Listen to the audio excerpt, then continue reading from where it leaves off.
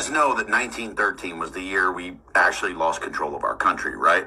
Oh, and just for historical context, World War I started in 1914. I mean, look, I'm sure that was a coincidence, but let me just tell you all the things that were created in 1913. First, the Federal Reserve, which is neither federal nor has any reserves. It's basically a private bank that just controls all of our money. Second thing created in 1913 was the IRS. And I'm sure it's just a coincidence that it was created the exact same year that a private bank took over all of our money. Yeah, I'm sure it's a coincidence that that was the year they started taxing you. Like, you work, they print, and then you pay them back with interest. Yeah, that makes sense. The next thing created was the Rockefeller Foundation. Yeah, and let's be real, that was all about philanthropy. It's not like they took control of medicine, education, science, and basically the health of the world. I mean, let's be real, all they were doing was donating money. Yeah, it's not like they were buying control of everything. Oh, and that worked out so well, right? Because people are healthier and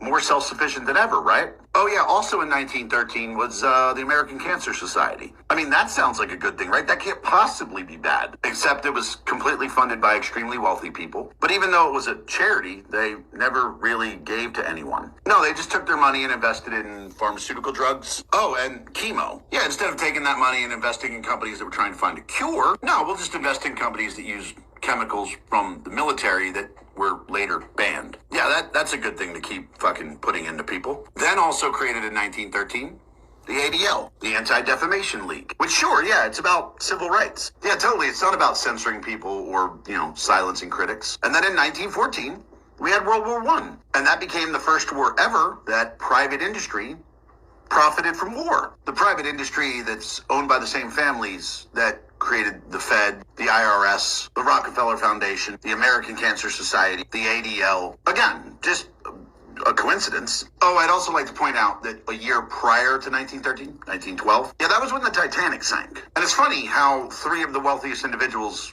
on that ship were the loudest voices opposed to central banking. Oh, and there's also the little tidbit that J.P. Morgan was supposed to be on that boat, but he canceled at the last second. But yeah, that's conspiracy. That's tinfoil hat talk. So what's happened since 1913? Well, the dollar has lost 99% of its value. Our debt has just become like a number that we ignore. Middle class getting fucked daily. War is now an industry instead of a conflict. Oh yeah, and your money isn't real anymore. Like, it's just not real. It's not backed by anything. It's just numbers on a paper that private bank prints. So guys, look, if you're worried about America being conquered or, a rebellion or it being taken over, I just want you to recognize, you guys know Europeans didn't know how to bathe until black people showed them how.